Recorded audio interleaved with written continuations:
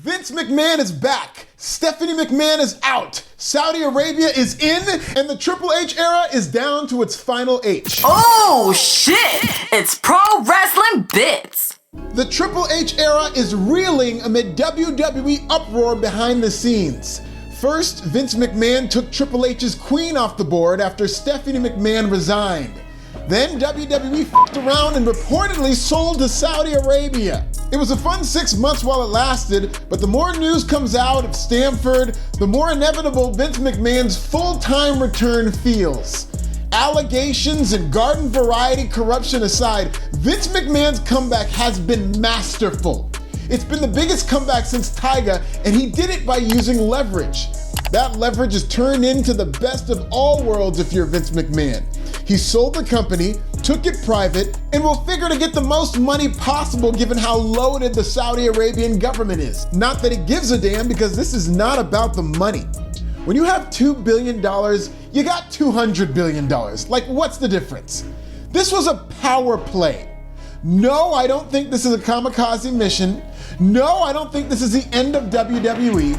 It wasn't about the money. It was all about the power and Vince McMahon angling to be fully back in charge. Vince seems to think that the Kingdom of Saudi Arabia and their public investment fund will best put him in position to complete the second biggest comeback since Soulja Boy.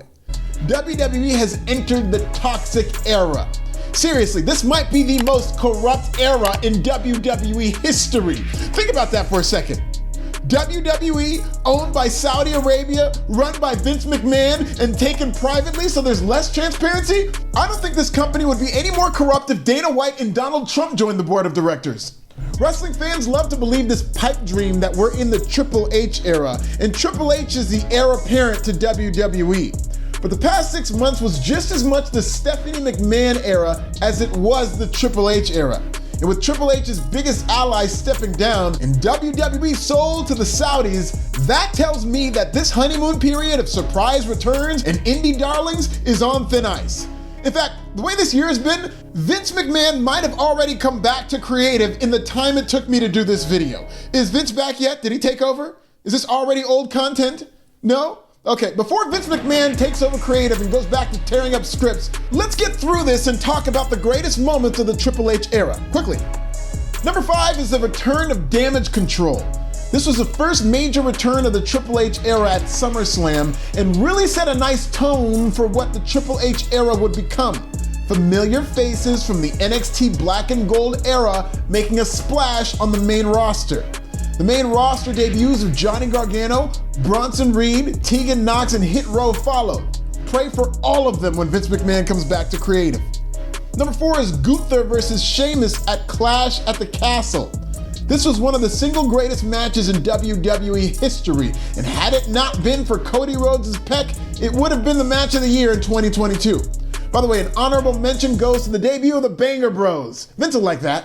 Number 3 also happened at Triple H's first pay-per-view when Brock Lesnar used a tractor trailer to yeet Roman Reigns out of the ring at SummerSlam. Pro wrestling is about moments, not matches. I've talked about pro wrestling with countless people who've stopped watching, and when they talk about what they remember, it's always a moment, never a match. This is one of those moments that a lot of wrestling fans will remember forever.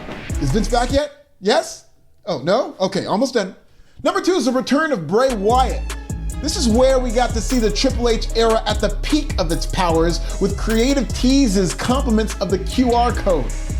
Fan speculation got so hot it led to SmackDown's highest number in 2 years when everybody thought Bray Wyatt was going to show up on 9/23.